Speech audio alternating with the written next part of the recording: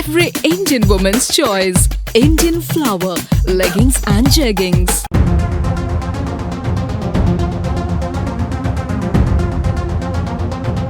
கோவை மண்டல CSI church பேராயர் Timothy Ravinder, முன்னாள் செயலாளர் சார்லஸ், ஆலோசகர் மங்கள்தாஸ், பொருளாளர் செல்வகுமார் ஆகிய 4 பேர் மீது கோவை போலீசார் வழக்கு பதிவு செய்துள்ளனர். 125 தேவாலயங்களில் பணிபுரியும் பாதிரியார்களின் PF தொகையினை 15 ஆண்டு காலமாக PF அலுவலகத்தில் செலுத்தாமல் 25 கோடி ரூபாய் மோசடி செய்ததாக பாதிரியார் கெர்சோம் ஜேக்கப் கொடுத்த புகாரின் அடிப்படையில் வழக்கு பதிவு செய்யப்பட்டுள்ளது. விபத்துகளில் உயிரிழப்பு அதிகரிப்பதற்கு அதிவேகத்தில் வாகனங்களை இயக்குவதுதான் காரணம் என்று வழக்கு ஒன்றில் கூறிய சென்னை உயர்நீதிமன்றம், இருசக்கர வாகனங்கள் தயாரிக்கும் போதே வேக கட்டுப்பாட்டு கருவிகளை பொருத்த உற்பத்தி நிறுவனங்களுக்கு அறிவுறுத்தும்படி மத்திய அரசுக்கு உத்தரவிட்டது. மதுரை அருள்மிகு கள்ளழகர் திருக்கோவிலில் ஏப்ரல் 23ஆம் தேதி முதல் மே 2ஆம் தேதி வரை நடைபெறும் சித்திரை திருவிழா கொரோனா பரவல் தடுப்பு நடவடிக்கைக்கு உட்பட்டு கட்டுப்பாடுகளுடன் கோவில் வளாகத்திற்குள் நடத்தப்படும் என்று கோவில் நிர்வாகம் அறிவித்துள்ளது. திருவிழா நாட்களில் தினமும் காலை 10:30 மணி முதல் மாலை 4 மணி வரை திருக்கல்யாண மண்டபத்தில் அந்தந்த நாளுக்கான வாகனத்தில் சிறப்பு அலங்காரத்தில் பக்தர்களுக்கு அழகர் அருள் பாலிப்பார். பூஜை நேரம், வீதி உலா நேரத்தில் பக்தர்களுக்கு அனுமதி இல்லை. சுவாமி மீது தண்ணீர் பீச்சவோ திரி எடுக்கவோ அனுமதி இல்லை. தீர்த்தம், அர்ச்சனை, மரியாதை, மாலை சாற்றுதல் கிடையாது. திருவிழாவினை www.tnhrce.gov.in, www.alagarkovil.org, அருள்மிகு கள்ளழகர் திருக்கோவில் என்ற யூடியூப் சேனல் மூலம் பக்தர்கள் காணலாம் என்று தெரிவிக்கப்பட்டுள்ளது. கோவை போலீசார் உதவியுடன் கேரள போலீசார் கோவை கரும்புக்கடை பகுதியில் 1,80,00,000 ரூபாய் மதிப்புடைய 2,000 ரூபாய் கள்ள நோட்டுகள் கட்டுக்கட்டாக பறிமுதல் செய்தனர். இது தொடர்பாக 2 பேர் கைது செய்யப்பட்டுள்ளனர்.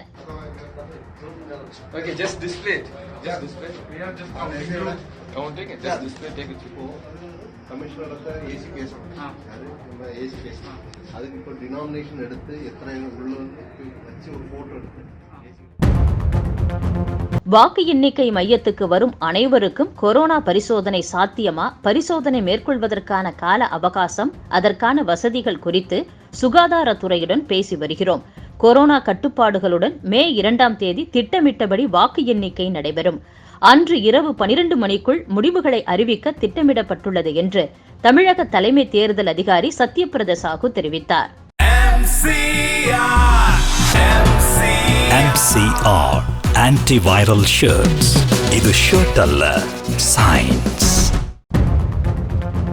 இந்தியாவில் இதுவரை 13 கோடிக்கும் அதிகமானவர்களுக்கு கொரோனா தடுப்பூசி போடப்பட்டுள்ளது. அதில் 1,10,00,000 பேருக்கு கோவாக்சின் தடுப்பூசி போடப்பட்டுள்ளது.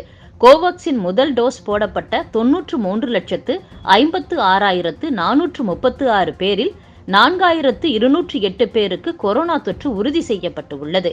2வது டோஸ் போடப்பட்ட 17,37,178 பேரில் 695 பேருக்கு கொரோனா தொற்று உறுதி செய்யப்பட்டுள்ளது. கோவிஷீல்டு தடுப்பூசி இதுவரை 11 கோடிக்கும் அதிகமானவர்களுக்கு போடப்பட்டுள்ளது.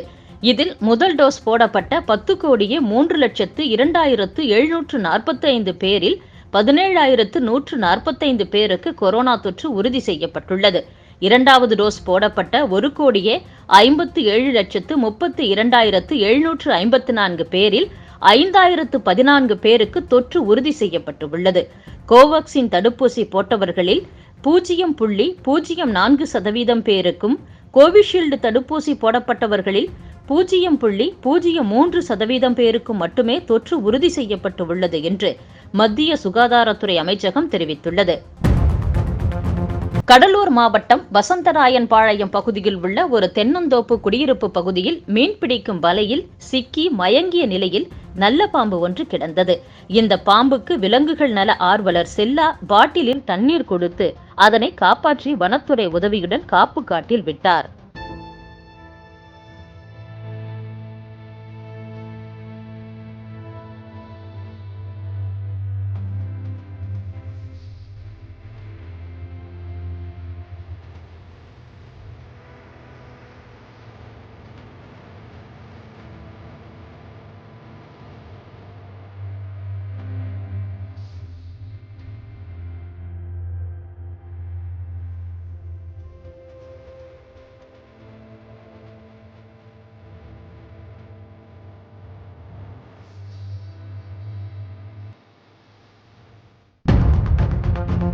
மார்க்சிஸ்ட் கம்யூனிஸ்ட் கட்சியின் பொதுச் செயலாளர் சீதாராம் யெச்சூரியின் மகன் ஆஷிஷ் பட்டேல் கொரோனா தொற்றால் பாதிக்கப்பட்டு சிகிச்சை பெற்று வந்தவர் சிகிச்சை பலனின்றி உயிரிழந்தார்.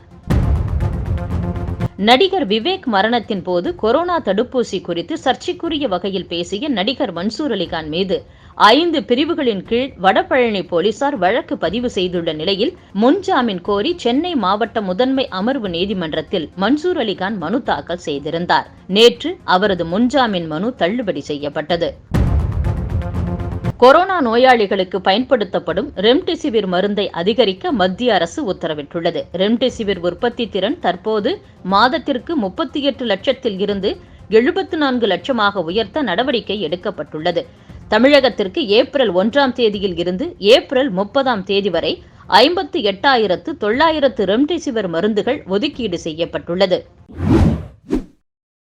எல்லார் முகத்திலையும் தங்க ஸ்மைல். அதுக்கு காரணம் தங்கமயில். ஏன்னா தமிழ்நாட்டிலேயே மிக மிக குறைந்த சேதாரம் தங்கமயில்ல மட்டும்தான். தங்கமயில் ஜுவல்லரி.